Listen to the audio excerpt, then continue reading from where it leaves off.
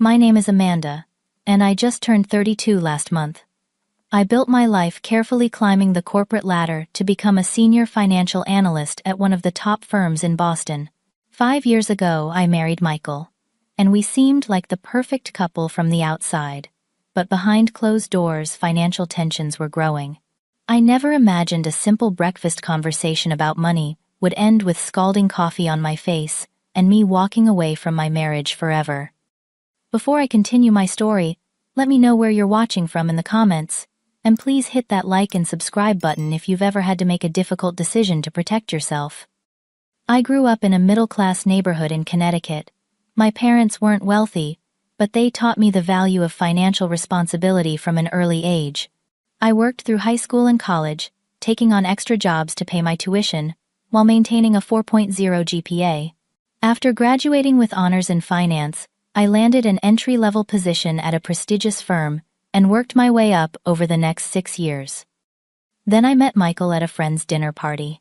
He was charming, attentive, and seemed to have his life together. He worked as a marketing executive for a local company and talked confidently about his career goals and financial stability. Our connection was immediate. He asked thoughtful questions about my work and seemed genuinely interested in my ambitions. Within 3 months, we were inseparable. Our courtship was a whirlwind. Michael showered me with attention and gifts. We took weekend trips to Vermont and Maine, dined at upscale restaurants, and attended Broadway shows in New York. When he proposed after just 8 months of dating, I was swept up in the romance of it all. Looking back, I realize I ignored how he always insisted on paying with credit cards rather than cash, and how he changed the subject whenever I brought up specific financial topics. Our wedding was beautiful but expensive.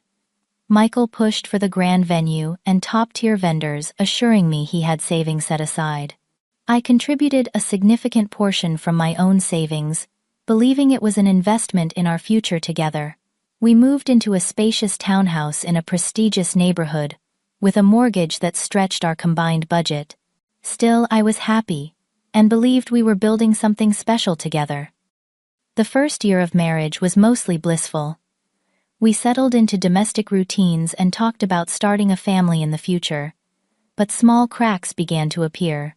Credit card statements arrived with unexplained charges. Michael would dismiss them as work expenses that would be reimbursed. Sometimes those reimbursements materialized, but often they didn't. By our second anniversary, the pattern was becoming clearer. Michael would have unexpected financial emergencies. His car needed urgent repairs. His laptop died right before an important presentation. A colleague was in trouble, and he had lent money to help.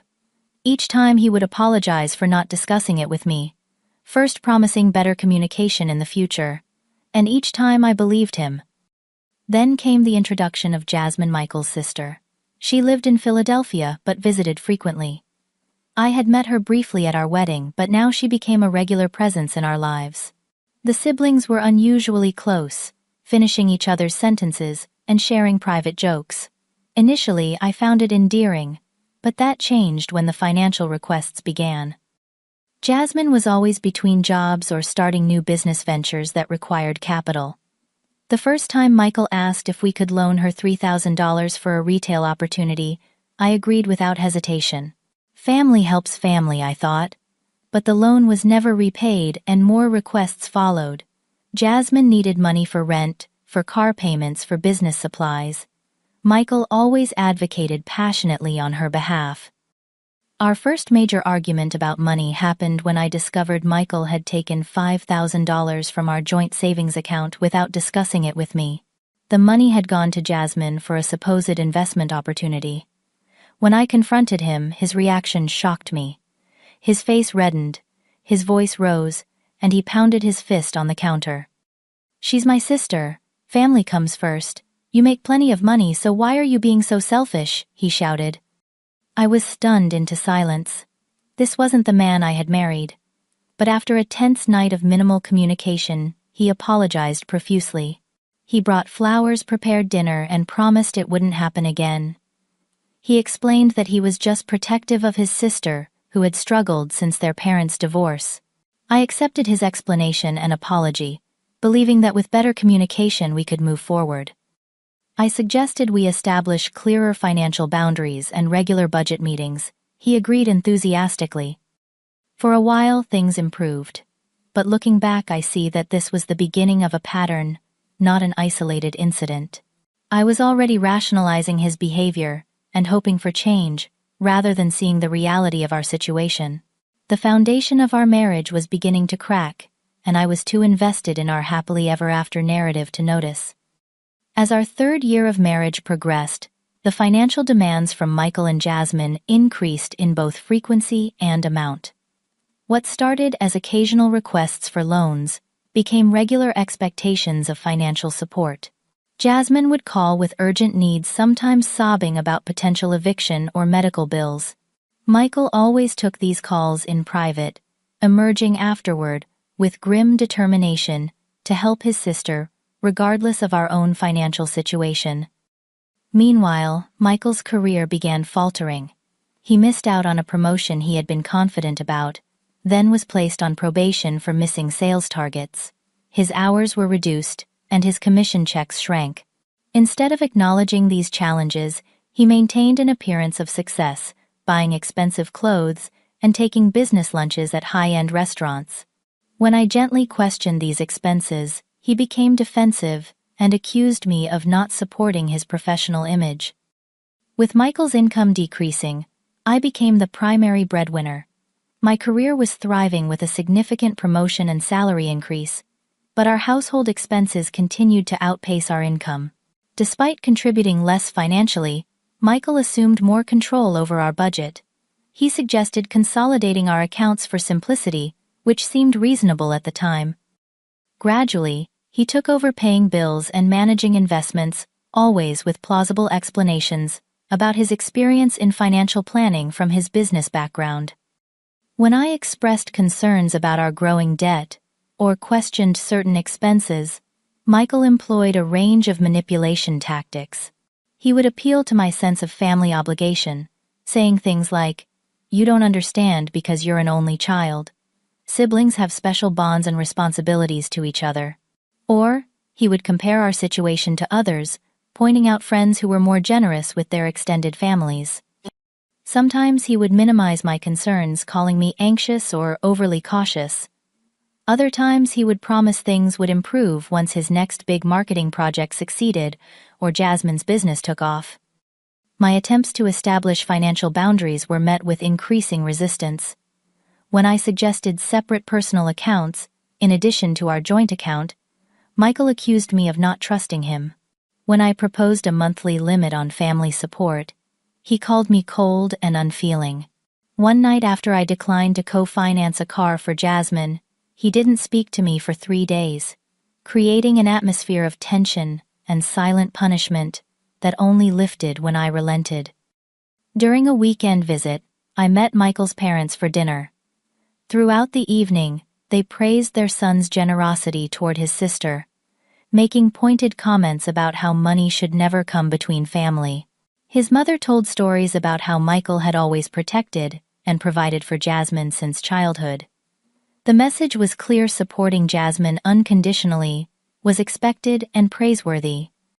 Later, Michael revealed that he had shared our financial disagreements with them, presenting me as materialistic and unsupportive. I felt betrayed and further isolated. This isolation increased as Michael subtly discouraged my relationships with friends and family. He would point out perceived slights from my closest friend Rachel, suggesting she was jealous of our lifestyle. He found reasons to skip visits to my parents, then acted hurt when I went without him. Work dinners with colleagues were met with passive-aggressive comments about my priorities. Gradually, I found myself pulling away from my support network to avoid conflict at home. Our once warm home environment deteriorated. I developed anxiety about checking the mail or answering the phone, fearing another bill or request from Jasmine.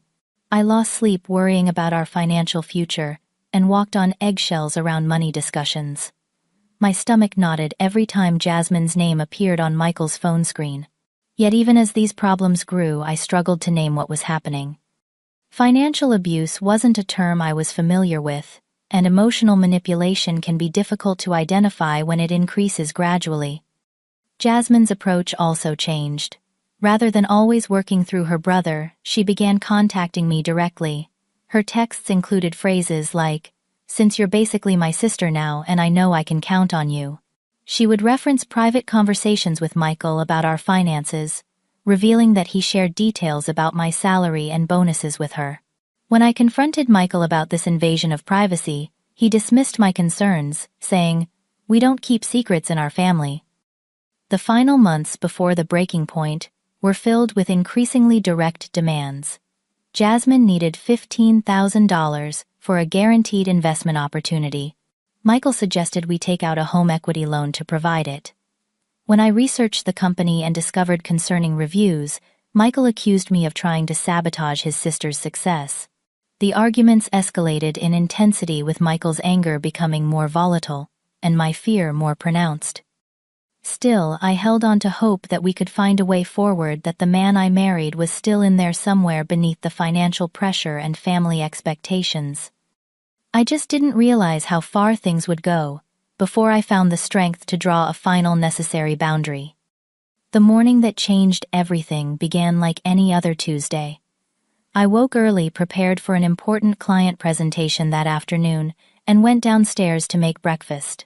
Michael joined me in the kitchen, seemingly in good spirits, as he poured coffee and suggested we eat together before heading to work. These calm moments had become rare, and I welcomed the peaceful start to the day. As we sat at the breakfast table with eggs and toast, Michael casually mentioned that Jasmine had found an incredible opportunity to become a partner in a boutique marketing agency. The investment required was $45,000, but the potential returns were substantial. He explained that Jasmine would need the money by the end of the week to secure her position. "I told her we'd help," he said, stirring sugar into his coffee. "She just needs to use your credit card since mine is close to the limit. She'll pay it back from the profits within 6 months guaranteed." My stomach dropped. $45,000 was a massive sum, more than half of my annual bonus, that I had earmarked for paying down our existing debt. Furthermore, I had researched this particular agency after Jasmine mentioned it previously and discovered they had numerous complaints filed with the Better Business Bureau. Multiple former partners had sued them for fraudulent business practices. I took a deep breath and tried to respond calmly. "Michael, I've looked into this agency, and there are serious red flags. Several people have lost their investments with them. I don't think this is a good idea, and I'm not comfortable putting that amount on my credit card." Michael's expression darkened immediately. "You researched behind my back. Jasmine spent weeks securing this opportunity. Who are you to decide it's not legitimate?" "I'm the person being asked to take on significant debt," I replied, struggling to keep my voice steady. "We already have $20,000 in credit card debt, and the home equity line is nearly maxed out. We can't afford this right now." "You mean you won't afford it?" he snapped. "You got that big promotion, but suddenly you're too good to help family. Jasmine needs this break, and you're trying to ruin it because you've always been jealous of our relationship." The conversation was spiraling into familiar territory, but this time I held firm.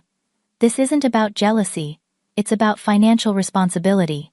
I won't put my financial security at risk for an investment that shows clear warning signs of being a scam. What happened next occurred so quickly, I barely had time to react. Michael's face contorted with rage. He stood up, gripping his coffee mug so tightly his knuckles whitened. "You selfish bitch," he snarled, and then threw the contents of his mug directly at my face. The pain was immediate and shocking. The coffee had been freshly poured and was scalding hot. I screamed and jumped up, coffee dripping down my face and neck, soaking the front of my white blouse. The burning sensation was intense, particularly around my right cheek and eye. Through the pain and confusion, I heard Michael's voice, somehow both ice-cold and burning with anger. "This is your last chance. Jasmine is coming to the house this evening. Give her your credit card and the jewelry your grandmother left you, or get out. I'm done with your selfishness." He grabbed his laptop bag and stormed out, leaving me alone in the kitchen, shaking and in pain.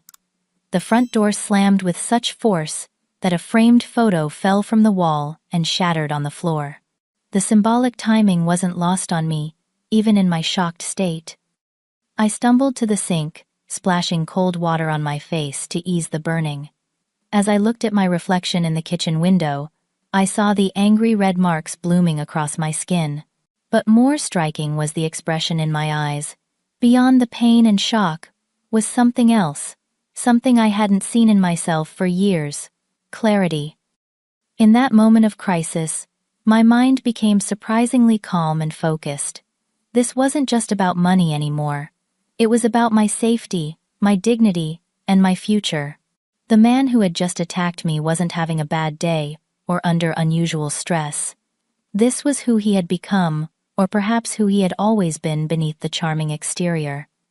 I stood in the kitchen water, dripping from my face, and made the decision that would change the course of my life. I would not be there when Jasmine arrived. I would not surrender my financial security, family heirlooms, or personal safety to appease Michael's twisted sense of family obligation. I would leave today before he returned. The pain on my face was excruciating, but the years of emotional pain suddenly crystallized into determination. With shaking hands, I reached for my phone and called the one person I knew would help without judgment. Despite Michael's efforts to distance me from her, Rachel had remained a constant, patiently waiting on the periphery of my life for when I might need her. When she answered, I could barely form words through my tears and the physical pain. "Rachel," I managed to say. "I need help." Michael threw hot coffee at me. "I need to leave. Today." Her response was immediate and unquestioning. "I'm on my way. Start packing essentials. Don't worry about the rest right now. You're not alone in this."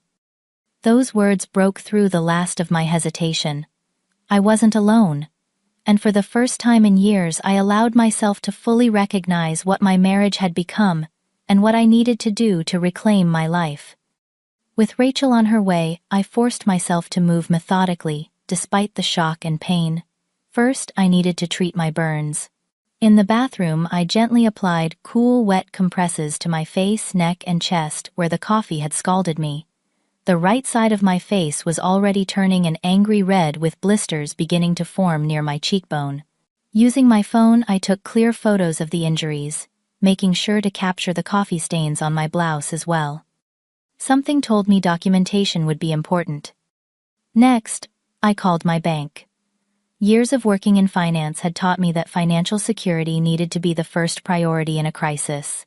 I spoke with a customer service representative, explaining that I needed to secure my accounts immediately. I requested new card numbers for my personal credit cards, changed online banking passwords, and placed alerts on all accounts for unusual activity. I also transferred my recent bonus from our joint savings into my individual account. My hands trembled as I made these calls, but each completed action strengthened my resolve. With my financial base secured, I contacted my office. I had an important presentation that afternoon, but this emergency took precedence. My manager Susan responded with unexpected compassion when I briefly explained the situation. "Amanda, your safety comes first," she assured me. "Take whatever time you need. We'll reschedule the client meeting." She even offered company resources, including contact information for the Employee Assistance Program, that provided legal referrals and counseling services.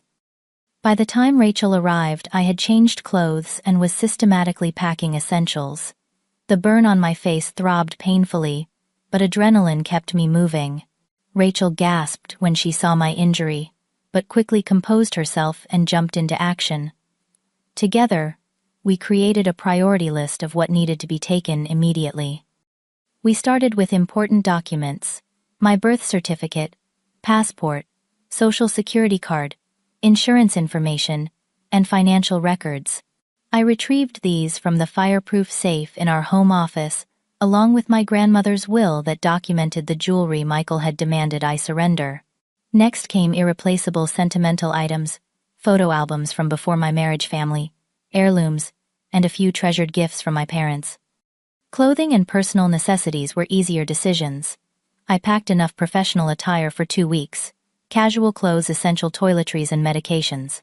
Looking at my jewelry box, I carefully selected pieces with emotional significance and left behind anything Michael had given me.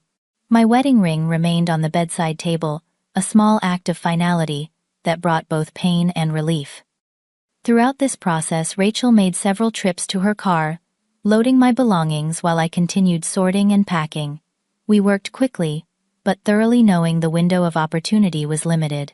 Michael typically came home for lunch around noon, which gave us approximately 3 hours from the time he had left. While gathering my belongings, I discovered financial documents I hadn't seen before, hidden in Michael's desk drawer. Credit card statements showed charges for expensive restaurants and hotels on dates when he claimed to be working late or on business trips. There were also money transfers to Jasmine far exceeding the amounts he had disclosed to me. I added these papers to my collection of important documents, another piece of the puzzle. That was my dissolving marriage. Rachel suggested I contact a lawyer immediately. Using the referral from my company's EAP, I called a family law attorney named Linda Spencer, who specialized in cases involving domestic abuse. To my surprise and relief, Linda offered to meet me that same day, and even suggested having a representative present at the house when Michael returned. Having legal representation there when he discovers you've left creates a barrier, and witness Linda explained during our brief call. It also sends a clear message about how seriously you're taking this situation. The idea of a professional stranger being present when Michael returned with Jasmine provided unexpected comfort. I agreed to Linda's suggestion, and she promised to send her associate Daniel to the house by 4 o'clock. As we finished packing, I took a final walk through the home that had once represented my dreams for the future. The kitchen where we had hosted dinner parties. The living room where we had spent lazy Sunday mornings. The spare bedroom we had planned to eventually turn into a nursery. Each space held memories of both happiness and increasingly tension and fear. In our bedroom, I paused at the framed photo from our wedding day. Michael was beaming at the camera, his arm proudly around my waist. I remembered feeling like the luckiest woman alive that day. Now I understood that leaving was my true good fortune. I left the photo on the dresser, another chapter closed. Rachel watched me with concern as I took one final look around. "Are you having second thoughts?" she asked gently.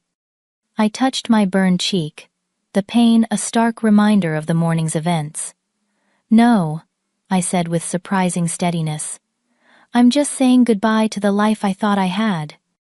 With my essential belongings packed into Rachel's car, I left a simple note on the kitchen counter. No explanations or accusations, just the business card of my lawyer with instructions to direct all communication through her office. Then I closed the door on my marriage and didn't look back. Rachel's 2-bedroom apartment became my sanctuary that first night. She had prepared her guest room with fresh linens and privacy, understanding my need for both support and space. After helping me settle in, she drove me to an urgent care clinic where a doctor documented and treated my facial burns. The medical professional classified them as second-degree burns and noted potential scarring on my right cheek. She asked directly if the injury was the result of domestic violence, and for the first time, I acknowledged aloud what had happened without minimizing or making excuses. My husband threw hot coffee at my face during an argument about money. I stated my voice stronger than I expected. The doctor provided thorough documentation for my records and recommended I file a police report. The following morning, I met with Linda Spencer at her office downtown. She was a commanding presence with decades of experience handling domestic abuse and high-conflict divorce cases. I brought the photos of my injuries, the medical report, and the financial documents I had discovered. Linda listened attentively, taking detailed notes, and occasionally asking clarifying questions. When I finished recounting the events leading up to the coffee incident, she spoke with calm confidence. "Amanda, what you've experienced is a clear pattern of financial and emotional abuse that escalated to physical violence. We have strong grounds for an emergency protection order, and will file for divorce immediately with requests for financial protection given the evidence of financial abuse. That afternoon, we went to the local police station together. Filing the report was emotionally exhausting, requiring me to recount the details of the assault and the pattern of controlling behavior that preceded it. The officer taking my statement was professional but compassionate, photographing my injuries again for their records. I learned that throwing hot liquid on someone constituted assault and could result in criminal charges. The officer explained the process for obtaining an emergency protection order, which Linda had already begun preparing. By evening, the legal wheels were in motion. The protection order was granted prohibiting Michael from contacting me directly or coming within 500 feet of me, my workplace, or my temporary residence. Linda's associate Daniel had been at the house when Michael returned with Jasmine as planned. According to Daniel's report to Linda, Michael's reaction progressed from confusion to shock to rage when he found the house partially emptied and a lawyer waiting instead of his wife. "Who the hell are you? Where is Amanda?" Michael had demanded, with Jasmine standing behind him looking equally confused.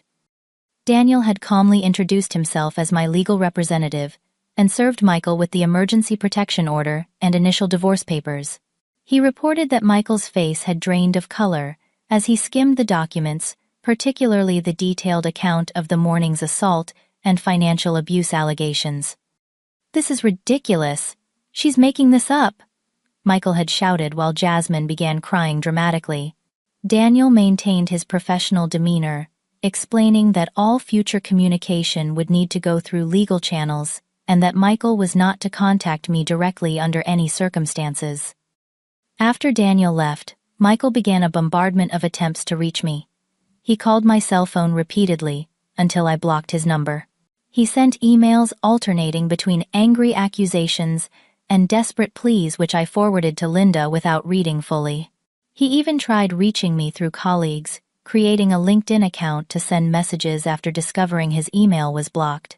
Each attempt reinforced my decision to leave. Michael's family also joined the pressure campaign. His mother called my parents, spinning a story about me having a mental breakdown and abandoning the marriage without cause. Fortunately, my parents had seen enough concerning behavior from Michael over the years to be skeptical.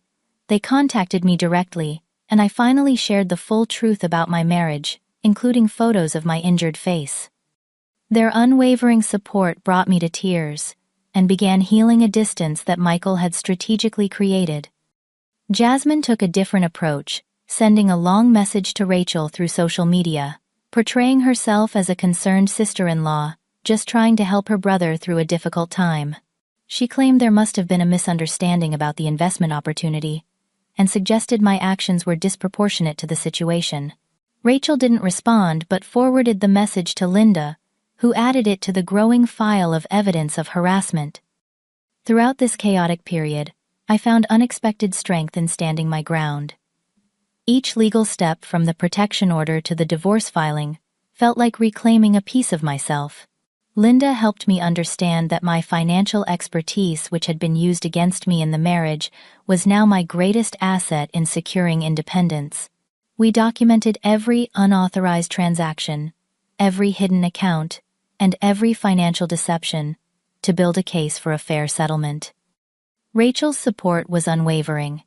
She created space for me to process my emotions while maintaining normalcy through shared meals and occasional light conversation. She never questioned my decision or suggested reconciliation, which happened surprisingly often from acquaintances who learned of our separation. "But you seemed like such a perfect couple," they would say, unaware of the reality behind closed doors. Rachel would gently change the subject, or when necessary, firmly defend my privacy. A week after leaving, I discovered that Michael had emptied our joint checking account the day after I left. Linda immediately filed for emergency financial orders, using this action as further evidence of financial misconduct. The judge ruled in our favor, freezing remaining joint assets and requiring full financial disclosure within 10 days. This small victory bolstered my confidence in the legal system and my decision to leave before more damage could be done. As the initial shock began to subside, I allowed myself to fully acknowledge the reality of my situation. I was 32 years old, starting over with only what I could fit in Rachel's car, nursing physical and emotional wounds from a relationship I had believed was loving.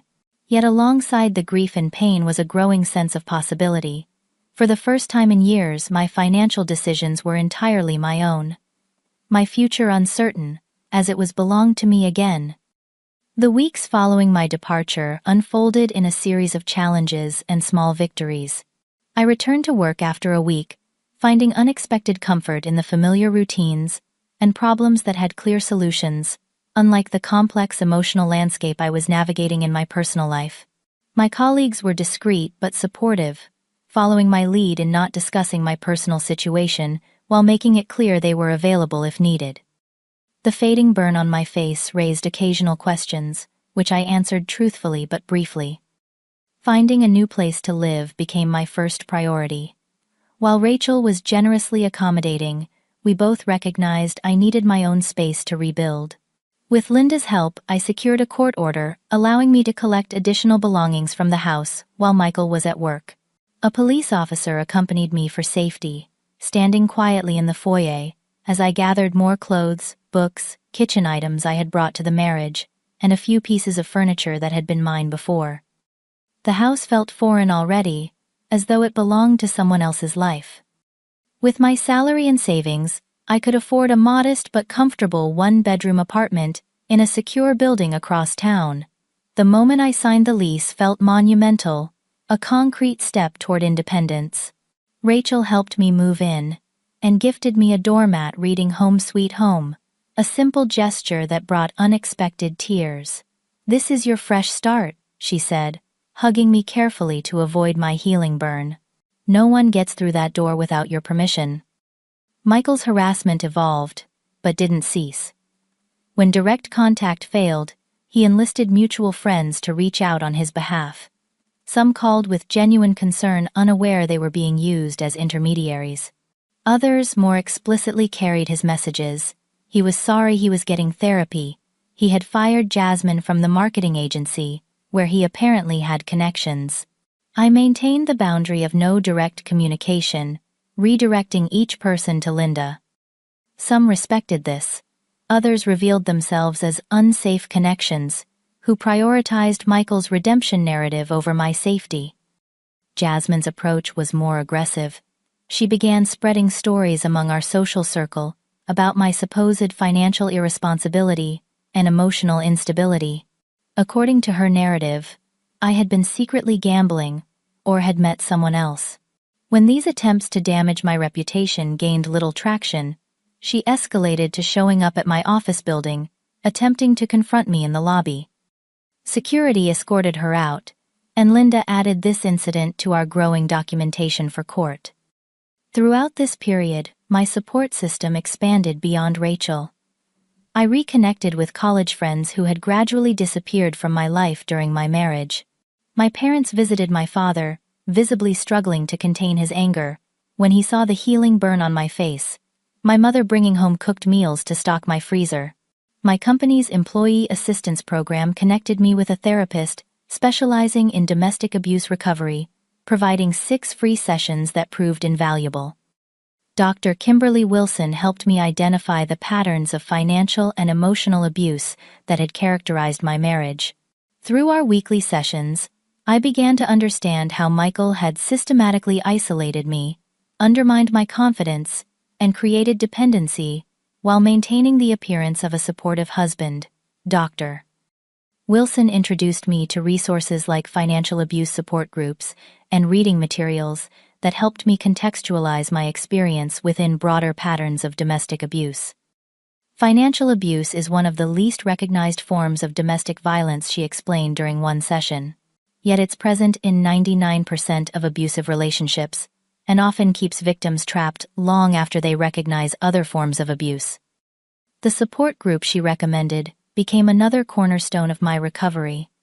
Meeting other professionals who had experienced similar manipulation helped combat the shame and self-doubt that occasionally overwhelmed me. How could I, a financial analyst, have missed the signs? How could I have allowed my financial autonomy to be compromised so completely? The group provided a space where these questions were met with understanding, rather than judgment where financial autonomy. Experience was validated, rather than questioned. Legal proceedings continued steadily. Michael initially contested the divorce, demanding reconciliation counseling and minimizing the coffee incident as a momentary lapse in judgment during a stressful discussion. His lawyer portrayed him as a devoted husband, blindsided by an ungrateful wife. This narrative collapsed when Linda presented the medical documentation of my Burns financial records, showing patterns of control and unauthorized transactions and text messages from Michael, demanding I surrender my credit cards and jewelry to his sister. The court ordered a full financial accounting which revealed additional concerning transactions. Michael had been funneling money to a separate account for over a year, accumulating a significant sum while claiming financial hardship at home. He had also co-signed loans for Jasmine that appeared on our credit report, but had never been disclosed to me. These discoveries strengthened my case and resulted in temporary support orders that protected my interests while the divorce proceeded. 3 months after leaving, I experienced my first significant financial victory. The court ruled that Michael was responsible for 70% of our marital debt, recognizing that much of it had been incurred without my knowledge, or for his family's benefit, rather than our household. This ruling lifted an enormous weight, allowing me to develop a realistic plan for financial recovery. Rebuilding my career became another focus. The promotion I had received shortly before leaving Michael now took on new significance. I threw myself into projects volunteering for additional responsibilities and connecting with mentors in the company. My work provided not just financial security, but a sense of competence and control that had been undermined in my marriage. Each successful presentation or completed project rebuilt my professional confidence. Reconnecting with my own family brought unexpected healing. Weekend visits to my parents' home, which Michael had always found reasons to avoid, became regular occurrences. My younger brother Tom, who had always been wary of Michael, drove 6 hours to help me furnish my new apartment. These strengthened family bonds provided a foundation of support I hadn't realized I was missing. 6 months into my new life, I had established routines that brought stability and even moments of joy. Morning runs in the park near my apartment, Sunday phone calls with my parents, monthly dinner with college friends who had rallied around me, weekly therapy sessions that had shifted from crisis management to longer-term healing. My apartment was becoming a home decorated with intention rather than compromise. My finances were gradually recovering, with a clear debt repayment plan and renewed savings goals. There were still difficult days, nightmares about the assault, moments of doubt about the future, unexpected triggers that brought memories flooding back. But these challenges no longer defined my life. They were part of my recovery journey, signposts of healing, rather than obstacles to it. With each passing week, I recognized more of myself returning stronger and wiser than before. 6 months after that fateful morning when Michael threw coffee at my face, my divorce was finalized. The proceedings had been contentious, but ultimately successful from my perspective. The financial settlement reflected the court's recognition of the financial abuse that had characterized our marriage. I received a fair division of assets, protection from debts Michael had incurred without my knowledge, and a clean break that allowed me to move forward without ongoing financial entanglements. The most difficult part had been facing Michael in court for the final hearing. Seeing him across the courtroom dressed impeccably and maintaining a facade of injured innocence momentarily transported me back to those years of manipulation. But when I took the stand and spoke my truth clearly, and without apology, I reclaimed my narrative. The judge's ruling validated my experience, formally acknowledging the financial and emotional abuse as factors in the settlement terms. Physical healing progressed alongside legal resolution. The burn on my face had healed, leaving only a faint discoloration near my right cheekbone that could be covered with makeup if I chose. Some mornings I deliberately left it visible, a reminder not of victimhood but of survival, and the strength it took to leave. My therapist suggested this perspective shift was significant, representing my ability to integrate the experience into my life story, without being defined by it. Financial independence once compromised was now fully restored. I had established new accounts, rebuilt my credit score, and created a comprehensive financial plan that included emergency savings and retirement contributions. The skills that had advanced my career now served my personal financial recovery. Each month, as I reviewed my budget and savings progress, I felt a sense of accomplishment and security that extended beyond numbers. My career continued to flourish. The focus and dedication I brought to my work after leaving Michael resulted in another promotion this time, to team leader with 5 analysts reporting to me. The responsibility was significant, but energizing. I found satisfaction in mentoring younger team members, particularly women, beginning their financial careers. Without explicitly sharing my story, I emphasized the importance of maintaining financial literacy and independence, regardless of relationship status. My relationship with family and friends deepened as barriers created during my marriage dissolved. Weekend visits with my parents became monthly traditions. My brother Tom and I started a tradition of attending baseball games together, something Michael had always dismissed as boring. Rachel remained my closest confidant, but my circle expanded to include both old friends who had been edged out of my life and new connections made through work and support groups. Perhaps the most profound healing came through helping others. 6 months after my divorce was finalized, I began volunteering with a nonprofit organization, providing financial literacy education to domestic violence survivors. Twice monthly, I taught basics of budgeting, credit repair, and financial planning to women rebuilding their lives after abuse. Sharing my professional knowledge in service of others' recovery gave purpose to my experience and connected me to a community of survivors and advocates. Through this volunteer work, I gained deeper insights about recognizing warning signs of financial abuse. The patterns were remarkably consistent across educational and socioeconomic backgrounds.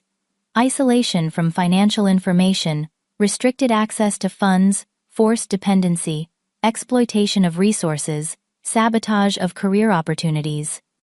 I created a workshop specifically addressing these red flags, helping participants identify concerning behaviors before they escalated to complete financial control.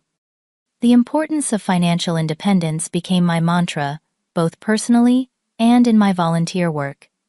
I understood now that economic self-sufficiency wasn't just about paying bills, but about having options, agency, and safety. Financial dependence had kept me in an abusive relationship longer than I would have stayed, had I maintained complete awareness and control of my resources. This lesson shaped my approach to both money and relationships moving forward. Healing also meant recognizing where I needed to forgive myself. In therapy, I worked through feelings of shame and self-recrimination for not recognizing the abuse sooner, for making excuses for Michael's behavior, for allowing financial boundaries to be violated repeatedly. Dr. Wilson helped me understand how abusive patterns develop gradually with each boundary crossing, paving the way for the next. The most insidious aspect of abuse is how it normalizes abnormal behavior over time, she explained. Your leaving when you did shows tremendous courage and self-preservation. This self-forgiveness did not extend to removing boundaries. Michael made several attempts at reconciliation after the divorce was finalized, sending letters expressing remorse and claiming therapy had transformed him. Linda advised against direct response, and I maintained the no-contact boundary that had protected my recovery. I came to understand that forgiveness was about my healing, not about restoring relationship with someone who had demonstrated such fundamental disrespect for my well-being.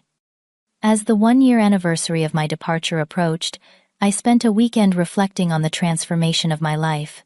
The woman who had shakily packed essentials into her friend's car, face burning from hot coffee and heart aching from betrayal, seemed distant now. In her place stood someone stronger, wiser, and more compassionately self-protective. The crisis that could have destroyed me instead revealed depths of resilience I hadn't known I possessed. My understanding of strength underwent a profound shift through this experience. I had once equated strength with endurance, with trying harder and sacrificing more to make a relationship work. Now I recognize that true strength sometimes meant walking away, setting boundaries, and prioritizing self-preservation. Strength wasn't the absence of vulnerability, but the courage to acknowledge it and take necessary action despite fear and uncertainty. The future still held questions. Would I trust enough to build a new relationship someday? How would this experience influence my approach to intimacy and partnership? I had no definitive answers, only a commitment to honor my own boundaries and well-being. Whatever path unfolded. For now, I found contentment in independence, in friendships, in meaningful work, and in the simple joy of making decisions based solely on my own values and priorities. One evening, sitting on the small balcony of my apartment watching the sunset, I felt a sense of peace that had once seemed unimaginable. The journey from that terrible morning to this moment of tranquility had been arduous but necessary. I had not merely survived but reclaimed my life and redirected it toward purpose and authenticity. If you've stayed with me through this story, I want to thank you for witnessing my journey. Has my experience resonated with you or someone you know? The patterns of financial and emotional abuse can be difficult to recognize when you're in them. Please share your thoughts in the comments below, and if this story helped you understand these dynamics better, consider subscribing and sharing it with others who might benefit. No one should face these challenges alone, and sometimes the first step toward freedom is simply recognizing that what you're experiencing isn't normal or acceptable. Like and subscribe if you believe in the power of sharing stories that might help others find their own path to healing and independence. Remember, your financial and emotional well-being matters, and you deserve relationships that honor rather than undermine them.